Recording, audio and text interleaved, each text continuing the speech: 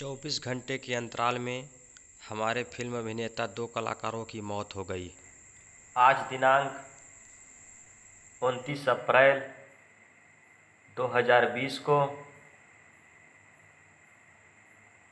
Irfan Khan film अभिनेता अब इस दुनिया में नहीं रहे।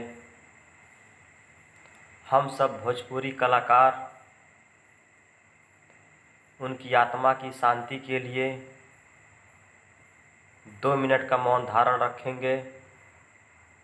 जय हिंद, जय भारत। बहुत ही कष्ट की बात है, आज दिनांक 30 अप्रैल 2020 को फिल्म अभिनेता दिग्गज कलाकार ऋषि कपूर जी का स्वर्गवास हो गया। हम सभी फिल्मी दुनिया एवं दर्शक सभी कलाकारों से हम भोजपुरी कलाकार का निवेदन है कि आप लोग जो है उनकी आत्मा को शांति के लिए 1-2 मिनट का मौन धारण रखें।